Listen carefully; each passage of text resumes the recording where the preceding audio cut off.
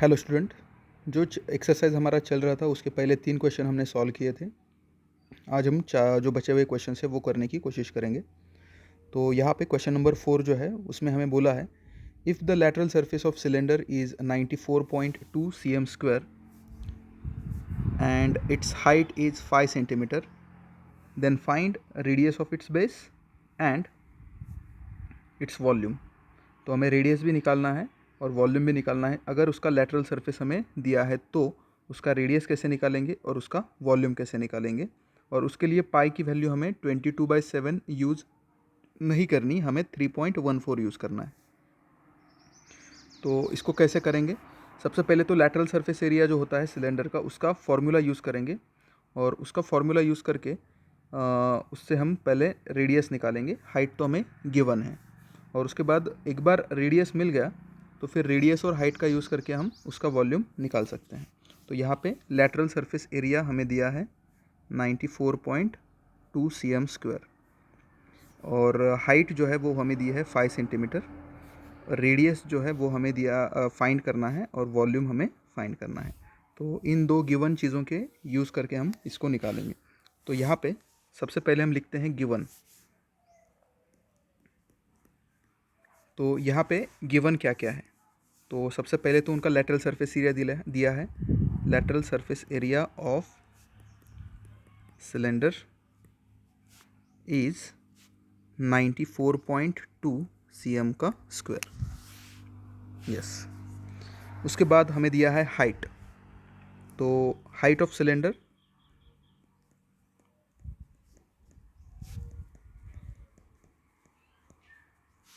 जो कि h हम बोलते हैं उसको, वो कितना दिया है हमें 5 सेंटीमीटर।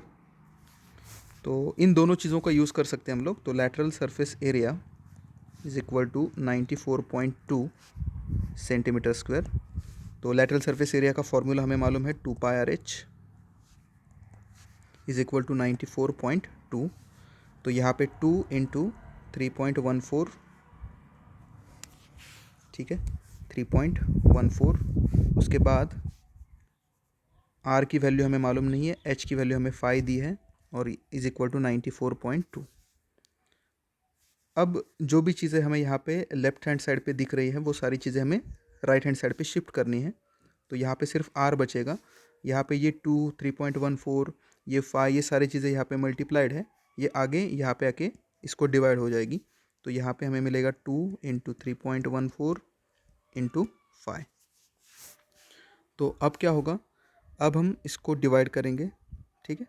तो जब हम इसको डिवाइड करेंगे तो एक चीज़ तो आपको समझ में आना चाहिए कि ये 2 और ये 5 दोनों मल्टीप्लाई होके क्या हो जाएगा, 5 टू ज़ा 10 हो जाएगा। और फिर अगर इसको सिंप्लीफाई करने की कोशिश करूँ तो मुझे क्या मिलेगा, यहाँ पे 94.2 नीचे आ जाएगा 10 इंटू 3.14। तो आपको एक चीज़ तो मालूम है कि 10 जब ये 3.14 को मल्टीप्लाई होगा तो नीचे जो है वो 31.4 बचेगा, क्योंकि 3.14 को जब मैं 10 से मल्टीप्लाई करूँगा तो 314 आंसर आएगा 0। तो एक डिजिट छोड़ के, सॉरी 2 डिजिट छोड़ के मुझे पॉइंट देना है, तो यहाँ पे मैं 2 डिजिट छोड़ के पॉइंट दूंगा तो 31.4 आएगा और ऊपर क्या है 94.2। तो यहाँ पे 31.4 का और इसका अगर मैं देखूँ तो इसको मैं अगर 3 से मल्टीप्लाई करूँगा तो 3 4 ज़ा 12, यहाँ पे आ रहा है 1, 3 1 ज़ा 3 और 1 4 और 3 3 ज़ा 9 और यहाँ पे पॉइंट। तो आपको यहाँ पे क्लियरली दिख रहा है कि ये 3 से डिवाइड हो सकता है, क्योंकि 31.4 को जब मैं 3 से मल्टीप्लाई करता हूँ तो 94.2 आ रहा है। तो 31.4 का मैं अगर दोनों को डिवाइड करूँ तो 31.4 के टेबल में ये आ रहा है। तो ये डायरेक्ट आंसर 3 आ सकता है यहाँ पे, ठीक है। अगर आपको इसमें कोई दिक्कत है तो आप इसको सिंप्लीफाई करके ले सकते हैं। जैसे कि यहाँ पे आपको दिया है 94.2 और 31.4, तो आप ऊपर नीचे 10 से मल्टीप्लाई कर सकते हो। तो अगर आपने ऊपर को 10 से मल्टीप्लाई किया तो नीचे भी 10 से मल्टीप्लाई करना होगा। तो ऊपर बनेगा 942 और नीचे बनेगा 314। और फिर आप क्लियरली देख सकते हो कि 314 का अगर मैं 3 से मल्टीप्लाई करूँ तो आंसर 942 ही आता है। तो ये ऐसा करके भी आंसर हमारा 3 ही आएगा। तो यहाँ पे रेडियस जो है वो आपकी 3 सेंटीमीटर आपको मिल चुकी है। तो यहाँ पे देयरफॉर रेडियस ऑफ सिलेंडर जो कि R है हमारा, वो कितना होगा 3 सेंटीमीटर। एक बार आपको रेडियस मिल गया तो we can easily find volume of cylinder. तो volume of cylinder is equal to pi R square H, ये फॉर्मूला है वॉल्यूम ऑफ सिलेंडर का, आपको मालूम है। तो यहाँ पे पाई की वैल्यू हमें 3.14 लेने को बोला है, आर का स्क्वायर मतलब 3 × 3 होना चाहिए यहाँ पे, क्योंकि रेडियस हमें 3 सेंटीमीटर मिल चुकी है। उसके बाद हाइट हमें दिया था 5। तो अब इन सारे वैल्यूज़ को मल्टीप्लाई करना है। तो यहाँ पे आप देख सकते हो 3 3 = 9, 9 5 = 45। तो यहाँ पे आप ऐसा कर सकते हो कि ये 3 3 = 9 करके पहले इसका मल्टीप्लाई करके ले, तो 3.14 × 9 × 5। तो मैं क्या करूँगा, पहले 9 से मल्टीप्लाई करूँगा 314 को, तो 9 4 = 36, यहाँ पे आ गया 3, 9 1 = 9, ऊपर ये 3 ऐड करेंगे तो आ जाएगा 12, यहाँ पे आएगा 1, 9 3 = 27 और 1 28। अब ये 2 डिजिट छोड़ के पॉइंट है यहाँ पे 2 डिजिट छोड़ के पॉइंट था, तो यहाँ पे भी हम 2 डिजिट छोड़ के पॉइंट देंगे तो 28.26 आएगा। अब 28.26 जो है उसको मल्टीप्लाई करेंगे हम लोग 5 से, ठीक है। तो यहाँ पे 5 6 = 30, यहाँ पे आ गया 3, 5 2 = 10 और 3 13, यहाँ पे आ गया 1, 8 5 = 40, 40 + 1 41, यहाँ पे आएगा 4, 5 2 = 10 और ये 4 14। तो यहाँ पे 2 डिजिट छोड़ के पॉइंट मतलब यहाँ पे आएगा पॉइंट, तो 141.3 ये हमारा वॉल्यूम आएगा। तो वॉल्यूम इज़ 141.3 cm का क्यूब, क्योंकि यहाँ पे वॉल्यूम है तो उसका यूनिट होता है क्यूब।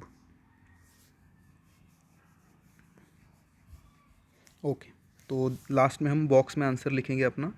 तो therefore volume of cylinder is 141.3 cm का क्यूब, और इसको हमें बॉक्स लिख करना है, ठीक है। तो यहाँ पे ये क्वेश्चन नंबर 1 क्लियर हो गया। अब हमें क्वेश्चन नंबर 2 देखना है, क्वेश्चन नंबर 5 देखना है, सॉरी क्वेश्चन नंबर 4 हमने किया। तो देखते हैं क्वेश्चन नंबर 5 हमें क्या बोलता है। तो क्वेश्चन नंबर 5 में हमें क्या दिया है ये पहले हम देखते हैं। It costs ₹2200 to paint inner curved surface of cylindrical vessel 10 meter deep. If the cost of painting is at the rate of 20 per meter square, find inner curved surface or area of vessel, radius of the base and capacity of the vessel. तो यहाँ पे आपको एक चीज़ समझनी है कि अगर आपको एक कोई सिलेंड्रिकल वेसल दिया है और अंदर का जो कर्व्ड सरफेस एरिया है, अंदर का जो curved inner curved surface area मतलब अंदर का कर्व्ड सरफेस एरिया, उसको अगर मुझे पेंट करना है तो 2200 रुपये लगते हैं। अब उसकी सिलेंड्रिकल वेसल का जो डीपनेस है, मतलब उसकी यहाँ से यहाँ तक जो कितना डीप है वो दिया है 10 मीटर, मतलब इनडायरेक्टली हमें हाइट दिया है 10 मीटर। और कॉस्ट ऑफ पेंटिंग जो है वो उसका रेट जो है वो ₹20 है पर मीटर स्क्वायर ₹20 जा रहे हैं।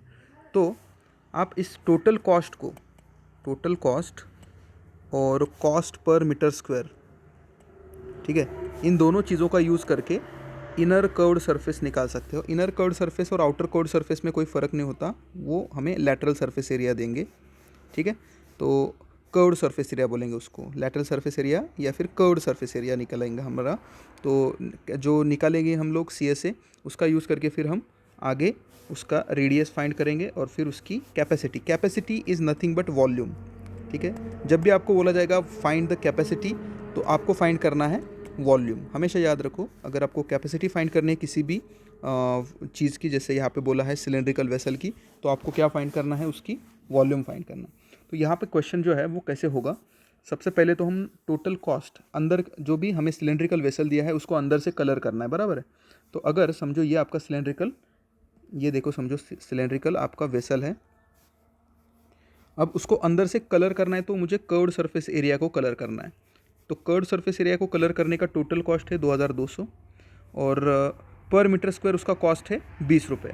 तो 2200 को अगर मैं 20 से डिवाइड करूँगा तो मुझे समझ में आएगा कि मेरा यहाँ पे मतलब पर मीटर स्क्वायर मुझे यहाँ पे क्या मिल रहा है। तो यहाँ पे आपको क्लियरली देखने को मिलेगा 110 रुपये। तो यहाँ पे एक चीज़ तो आपको पक्की है कि आपको यहाँ पे क्या हो जाएगा, वैल्यूज़ मिल सकती है।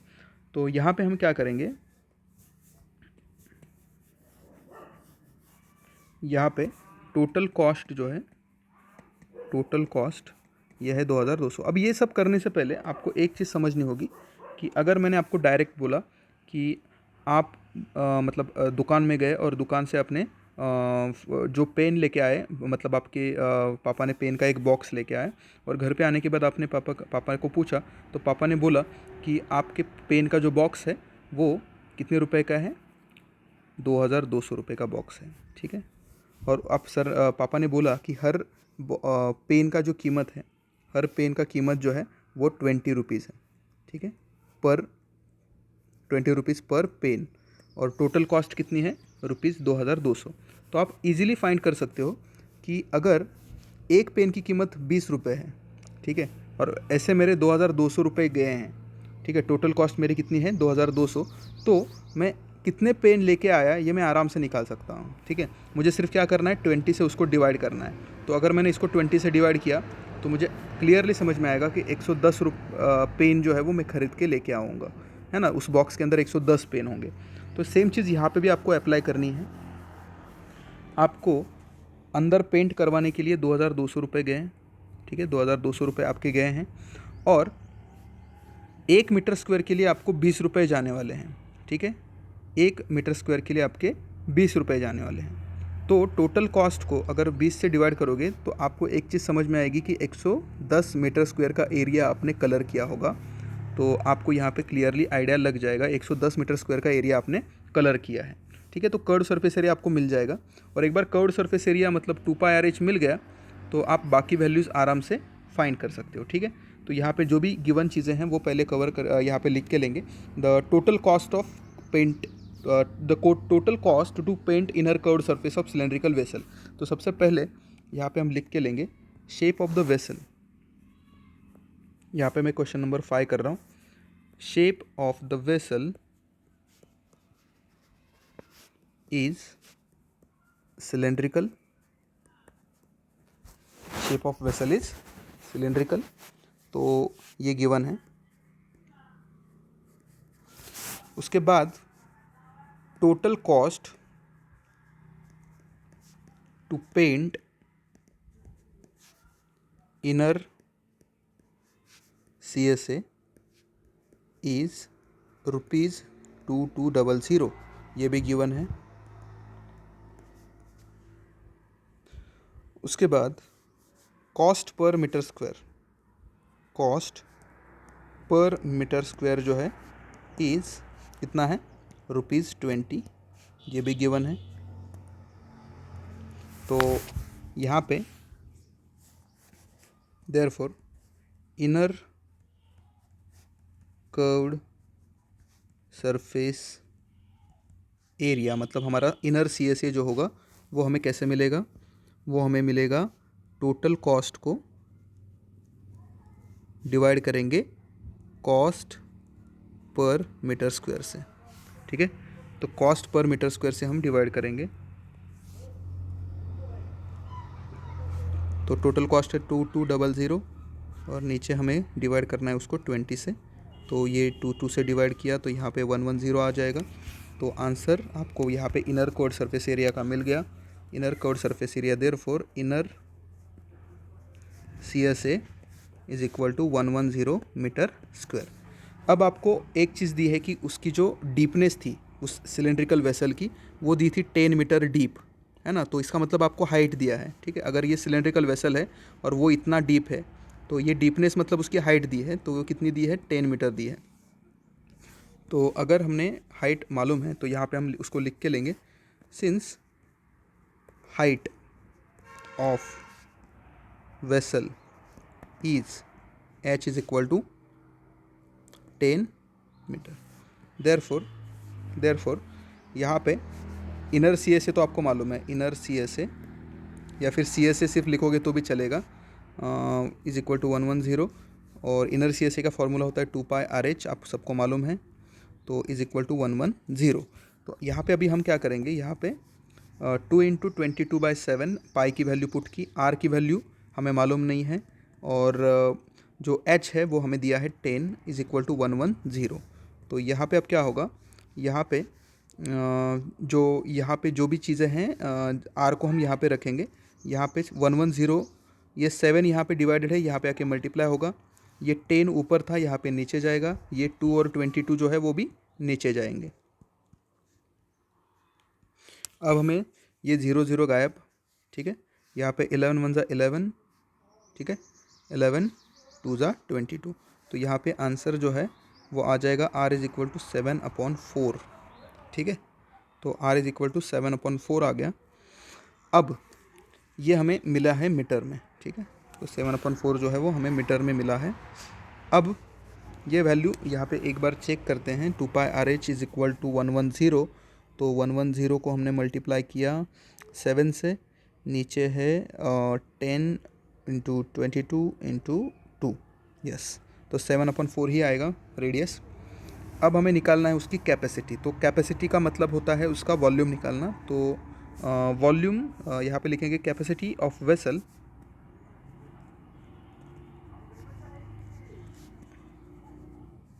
Is equal to volume. तो कितना होगा πr²h। तो यहाँ पे 22/7 इंटू आर है हमारा 7/4 इंटू 7/4 और हाइट है हमारी 10, ठीक है, इंटू 10। तो यहाँ पे 7/4 इंटू 7/4 इंटू 10। तो ये 7 7 तो कट हो जाएगा। यहाँ पे आप देख सकते हो 22 को मैं 2 से डिवाइड करूँगा तो यहाँ पे 11 आएगा, यहाँ पे 2 से डिवाइड करेंगे तो 2 आएगा, और फिर ये 2 जो है इसको डिवाइड करेंगे यहाँ पे तो 5 बन जाएगा। तो ऊपर क्या बचा, ऊपर 11, ये 7 और ये 5 बचा, और नीचे बचा आपका 4, सिर्फ 4 बचा, ठीक है। तो आंसर इज़ 11 इंटू 7 5 ज़ा 35, और आंसर नीचे डिवाइडेड बाय 4। तो अब आपको क्या करना है, इज़ इक्वल टू ये जो 11 इंटू 35 इज़ इक्वल अपॉन 4 जो है इसको हम लिखेंगे यहाँ पे। तो 11 इंटू 35 अपॉन 4, ठीक है। तो अब इसको हम डिवाइड कर सकते हैं। तो आप क्या करो, पहले 35 को 11 से मल्टीप्लाई करवाओ। तो 11 5 ज़ा 55, यहाँ पे आएगा 5, 11 3 ज़ा 33 और ये 5 उसमें ऐड करेंगे तो 38 बन जाएंगे। और फिर इस 385 को हम डिवाइड करेंगे 4 से। तो 4 9 ज़ा 36, यहाँ पे 2 बचेगा, यहाँ पे 5 आ जाएगा। उसके बाद 4 6 ज़ा 24, यहाँ पे 1 बचेगा, यहाँ पे पॉइंट दूंगा, यहाँ पे 0 आएगा। 4 2 ज़ा 8, और फिर यहाँ पे 2 बचेगा, यहाँ पे 20 आ जाएगा। 4 5 ज़ा 20, तो यहाँ पे आंसर आएगा 96.25। और ये वॉल्यूम है इसलिए मीटर का क्यूब। तो capacity of vessel, therefore box में लिखेंगे capacity of vessel is 96.25 metre का क्यूब, ठीक है। तो यहाँ पे हमारा ये आंसर मिल चुका है। अब क्वेश्चन नंबर 6 हमने कवर कर लिया है। अब देखते हैं क्वेश्चन नंबर 7।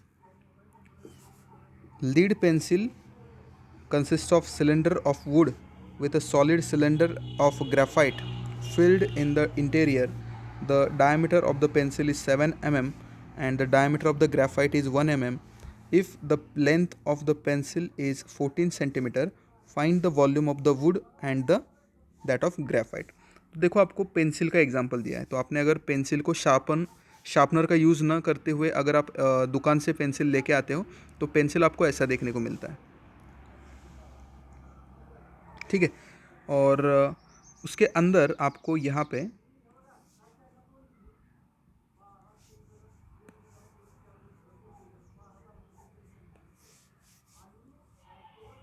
बीच में आपको ऐसे ब्लैक देखने को मिलता है, ठीक है ना। तो ये जो ब्लैक होता है वो होता है ग्रेफाइट, जिससे हम लिखते हैं, ठीक है। तो पेंसिल के अंदर ये ब्लैक जो है वो अंदर एम्बेडेड होता है उस पेंसिल के अंदर, और बाहर से वुड होता है। तो वुड के अंदर होता है ग्रेफाइट, ऐसा, ठीक है। जैसे हम शार्पन करते हैं तो वो बाहर निकलता है। तो यहाँ पे क्वेश्चन क्या पूछा है, अच्छे से समझो पहले। यहाँ पे पूछा है कि अगर आपके पास लीड पेंसिल दिया है और बाहर से वुड का सिलेंडर का फॉर्मेट में वुड है और सॉलिड सिलेंडर है वो ग्रेफाइट का, वो अंदर भरा हुआ है उसके अंदर इंटीरियर में। पेंसिल का डायमीटर अगर 7 mm है और उसमें से डायमीटर ऑफ द ग्रेफाइट, जो ये वाला छोटा ब्लैक डॉट दिख रहा है, वो जो ग्रेफाइट का है डायमीटर 1 mm है, तो लेंथ ऑफ पेंसिल, मतलब ये अगर हाइट हमें दी है पेंसिल की, लेंथ मतलब हमें हाइट दी है, अगर इसको मैं खड़ी करूँगा तो ये लेंथ जो है उसकी हाइट बनेगी 14 सेंटीमीटर। तो हमें फाइंड करना है volume of would and that of graphite. तो अगर दोनों चीज़ों को देखें तो ग्रेफाइट की लेंथ और पेंसिल का लेंथ, मतलब वुड का लेंथ और ग्रेफाइट का लेंथ तो सेम ही है, तो दोनों के लिए केस में हाइट तो सेम होगी, height will be same for wood as well as graphite. सिर्फ डायमीटर में चेंजेस होंगे। तो डायमीटर में क्या चेंज होगा, आपको पेंसिल का डायमीटर दिया है 7 mm और उसमें से ग्रेफाइट जो है उसका डायमीटर जो है वो आपको दिया है 1 mm। ठीक है, तो पेंसिल का डायमीटर जो है उसको और अपने ग्रेफाइट का जो डायमीटर है उसको यूज़ करके उनका रेडियस हम निकाल सकते हैं। तो पेंसिल का जो डायमीटर है वो 7/2 mm आ जाएगा, और मतलब वुड का, और हमारा जो ये है ग्रेफाइट है उसका 1 mm है, तो उसकी रेडियस जो है ग्रेफाइट की RG, मतलब RG फॉर ग्रेफाइट, RG मतलब रेडियस ऑफ ग्रेफाइट, वो हो जाएगी 1/2 mm। ठीक है, तो हम क्या करेंगे, पेंसिल का वॉल्यूम जो है उसको निकालेंगे और उसमें से ग्रेफाइट के वॉल्यूम को माइनस कर देंगे, तो हमें किसका वॉल्यूम मिलेगा, वुड का वॉल्यूम मिलेगा। ठीक है, तो ग्रेफाइट का वॉल्यूम तो हम आराम से निकाल सकते हैं, वुड का वॉल्यूम अगर मुझे चाहिए तो मैं पेंसिल के वॉल्यूम में से वुड के वॉल्यूम को माइनस करूँगा। ठीक है, तो यहाँ पे क्वेश्चन अच्छे से समझना है।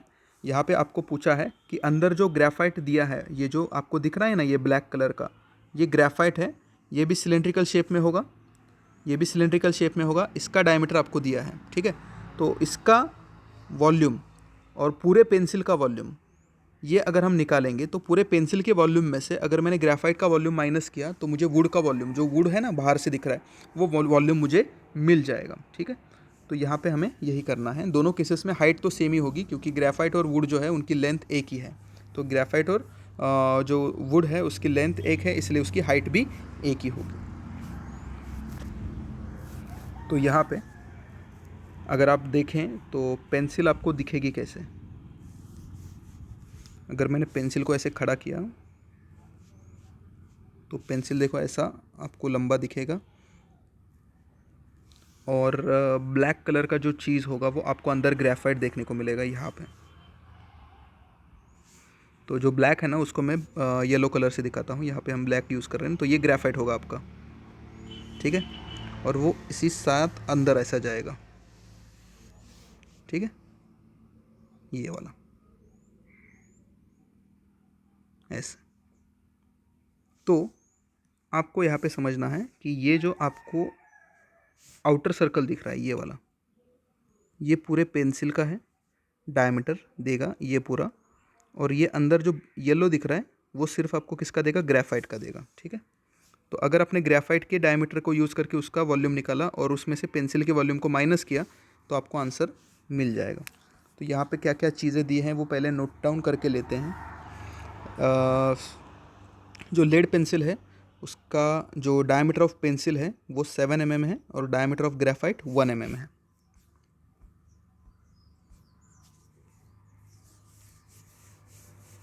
तो diameter of pencil is 7 mm, centimetre नहीं mm दिया है हमें, ये गिवन है। एंड डायमीटर ऑफ ग्रेफाइट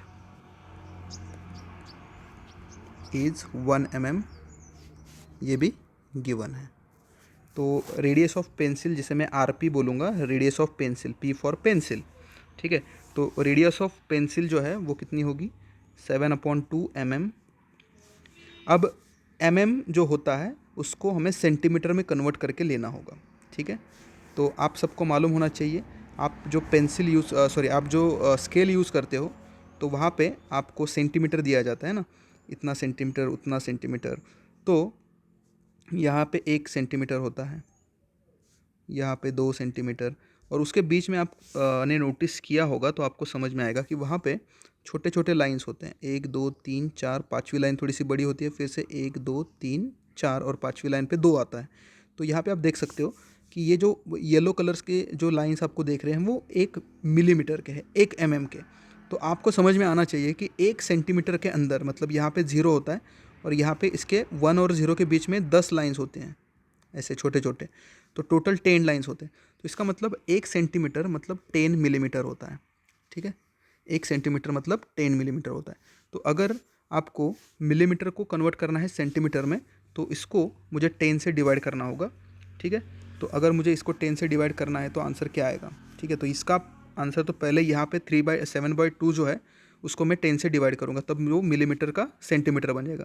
तो यहाँ पे 7/2 और इसको 10 से डिवाइड करेंगे नीचे से, तो ये बन जाएगा सेंटीमीटर में। सिमिलरली रेडियस ऑफ पेंसिल जो है वो मुझे मिल जाएगा फिर कितना, 7/20 है ना, या फिर 7/2 इंटू 10 लिखेंगे तो भी चलेगा, या फिर 7/20 सेंटीमीटर। अब रेडियस ऑफ पेंसिल हमने जैसे निकाला वैसे ही ग्रेफाइट का भी डायमीटर हमें दिया है, तो रेडियस ऑफ ग्रेफाइट भी हम निकालेंगे, G फॉर ग्रेफाइट। तो ये है 1 mm। तो आप सबको मालूम है इसका 1 को 2 से डिवाइड करने के बाद उसका मुझे रेडियस मिलेगा, क्योंकि डायमीटर को 2 से डिवाइड करना पड़ता है तब रेडियस मिलता है। तो यहाँ पे 1/2 मिला। अब इसको भी मुझे क्या करना होगा, 10 से डिवाइड करना होगा, तभी वो cm बनेगा, ठीक है। तो यहाँ पे ये क्या आ जाएगा, 1/20 सेंटीमीटर। तो यहाँ पे दोनों का रेडियस मिल चुका है। अब हम क्या करेंगे, हम यहाँ पे हाइट दोनों की इसमें सेम है, हाइट ऑफ पेंसिल और हाइट ऑफ ग्रेफाइट दोनों का सेम ही है, जो कि उनकी लेंथ है, ठीक है। कितनी है वो लेंथ हमें दी है 14 सेंटीमीटर, ठीक है। शायद 14 ही दिया है, यस 14 ही दिया है। तो अब हमने ये भी लिख लिया, ओके। तो अब क्या करेंगे, अब हम वॉल्यूम निकालेंगे पहले पेंसिल का। तो volume of pencil is equal to πr²h। तो यहाँ पे r मतलब हमारा कौन सा है, पेंसिल का रेडियस p, ठीक है। तो यहाँ पे rp लिखूँगा मैं। यहाँ पे 22/7 इंटू रेडियस जो है वो कितना है हमारा, रेडियस ऑफ पेंसिल 7/20 इंटू 7/20, उसका स्क्वायर है इसलिए 2 बार मल्टीप्लाई किया उसको, और हाइट जो है वो है 14। तो यहाँ आप इजीली इसको देख सकते हो, देखो 7 7 गायब हो जाएंगे, और यहाँ पे नीचे 20 और 20 है, उसको आपको समझ में आना चाहिए कि आप इसको क्या लिख सकते हो। आप ऊपर 22 इंटू 7 इंटू 14 लिखो, और नीचे जो है 20 इंटू 20 को आप 400 लिख सकते हो, ठीक है। या फिर 20 इंटू 20 400 ही होगा, और फिर उसको मैं 4 इंटू 100 लिखूँगा, 400 को, क्योंकि 4 इंटू 100 400 ही आता है। और यहाँ पे 7 इंटू 14। तो यहाँ पे आप 4 और यहाँ पे देखते हैं आपको, तो ऊपर 14 भी और 22 भी दिख रहा है। तो मैं इसको 2 से डिवाइड करूँगा तो यहाँ पे 11 आएगा, यहाँ पे 2 आएगा, और फिर इस 2 1 2 को इसको डिवाइड करूँगा तो यहाँ पे 7 आएगा। तो यहाँ पे आंसर जो है वो ऊपर बचेगा 11 इंटू 7 इंटू 7, और नीचे बचेगा 100। तो ऊपर जो है आंसर जो है वो क्या आएगा, मैं ऊपर 7 7 ज़ा 49 करूँगा, और 11 को मैं 49 से मल्टीप्लाई करवाऊँगा। तो 11 9 ज़ा 99, यहाँ पे आ गया 9, 11 4 ज़ा 44, 44 में मैं ये 9 ऐड कर दूँगा तो मुझे कितना मिलेगा, 53 मिलेगा। तो यहाँ पे आएगा 53। तो 539 ये आंसर है, और नीचे डिवाइडेड बाय 100 है। तो यहाँ पे 2 0 है, इसलिए 2 डिजिट छोड़ के मैं पॉइंट दूंगा, तो 5.39। तो ये मुझे क्या मिलेगा, 5.39, ये मुझे वॉल्यूम मिला पेंसिल का। तो 5.39 cm का क्यूब, ये है वॉल्यूम ऑफ पेंसिल। तो वॉल्यूम ऑफ पेंसिल VP में बोलूँगा उसको। Therefore volume of pencil is equal to 5.39 cm का क्यूब। इसको मैं इक्वेशन 1 बोलूँगा। अब मैं निकालूंगा ग्रेफाइट का वॉल्यूम, ठीक है। तो volume of graphite is equal to πr²h। Formula तो वही है, लेकिन यहाँ पे G यूज़ करूँगा क्योंकि रेडियस ऑफ ग्रेफाइट Rg मैंने कंसिडर किया है। तो यहाँ पे भी 22/7 इंटू Rg मतलब रेडियस ऑफ ग्रेफाइट, जो कि हमारा था 1/20, 2 बार मल्टीप्लाई होगा वो क्योंकि उसका स्क्वायर है, और हाइट तो सेम ही होगी दोनों केसेस में 14। तो यहाँ पे भी हम क्या करेंगे, 7 1 7, 7 2 14, और ऊपर क्या बचेगा अभी 22 और 2 बचेगा। तो यहाँ पे इज इक्वल टू 22 इंटू 2 ऊपर बचा, और नीचे क्या आएगा 20 × 20, ठीक है। तो 20 × 20 को मैं डायरेक्ट 400 लिख सकता था, आप वैसे कर सकते हो, लेकिन यहाँ पे आप ऐसा भी कर सकते हो कि ये 2 1 ज़ा 2, 2 2 ज़ा 10, यहाँ पे 2 10 ज़ा 20, यहाँ पे 10 आ जाएगा, और फिर यहाँ पे भी आप डिवाइड, लेकिन ये थोड़ा सा कॉम्प्लिकेट हो जाएगा, तो हम थोड़ा इजी करेंगे उसको। इसको एकदम इजी कैसे करेंगे, देखो 22 × 2 ऊपर आ जाएगा, तो 22 × 2 ऊपर लिखेंगे, और नीचे 20 × 20 को क्या लिख सकता हूँ मैं, 400 लिख सकता हूँ। और फिर जैसे मैंने ऊपर लिखा था वैसे ही यहाँ पे 4 × 100 लिखूँगा इसको, और ऊपर क्या है 22 × 2। तो आप देख सकते हो ये 2 1 ज़ा 2, 2 2 ज़ा 4, फिर से 2 1 ज़ा 2, और ये यहाँ पे 11 ऊपर बचेगा और नीचे 100 बचेगा। तो आंसर इज 11/100। तो यहाँ पे भी 2 डिजिट छोड़ के पॉइंट आएगा, तो आप देख सकते हो यहाँ पे पॉइंट आएगा 2 डिजिट छोड़ के, मतलब 11 के आगे पॉइंट आएगा, और ये होगा Cm का क्यूब, ठीक है। और ये मेरा ग्रेफाइट का वॉल्यूम मिला Vg, therefore volume of graphite is 0.11 Cm का क्यूब, ठीक है। तो अब इसको मैं 2 बोलूँगा। अब आपको मैंने पहले बोला है कि ये अगर पेंसिल है आपकी, ठीक है, और ये वुड है, और अंदर जो है ये वाला, ये आपका ग्रेफाइट है, तो अगर आपने पूरे पेंसिल के वॉल्यूम में से ग्रेफाइट के वॉल्यूम को अगर माइनस किया, तो आपको वुड का वॉल्यूम मिल जाएगा। तो therefore volume of wood is equal to volume of pencil minus volume of graphite. तो 1 में हमने निकाला था वॉल्यूम ऑफ पेंसिल, जो कि था 5.39 Cm क्यूब, ठीक है। तो यहाँ पर आप देख सकते हो 5.39 Cm क्यूब यहाँ पे हमने पहले ही निकाल के रखा है। तो 5.39 Cm क्यूब यहाँ पे लिखेंगे, माइनस यहाँ पे 0.11, ठीक है। तो इनका आंसर जो आएगा वही हमारा वुड का वॉल्यूम होगा। तो 5.39 माइनस 0.11, तो यहाँ पे 9 में से 1 गया, तो यहाँ पे पॉइंट के नीचे पॉइंट आना चाहिए। तो 9 में से 1 गया तो 8 बचेंगे, यहाँ पे 2 बचेंगे, यहाँ पे पॉइंट, और यहाँ पे 4। तो आंसर इज़ 4.28। तो आंसर इज़ 4.28 Cm का क्यूब। तो ये हमारा फाइनल आंसर होगा। तो therefore volume of would, pencil का जो वुड था उसका वॉल्यूम होगा 4.28 Cm का क्यूब, ठीक है। तो ये तीनों क्वेश्चन आपको अच्छे से देखने हैं, उसको लिखना है, सॉल्व करके देखना है, नहीं देखना, पहले अच्छे से लिख के देखो, लिख के रखो अपने क्लास वर्क में, और उसको मुझे सेंड करके देना है। और ये बिना देखे भी आपको ट्राई करना है। अगर कोई प्रॉब्लम है तो आप मुझे पूछ सकते हो।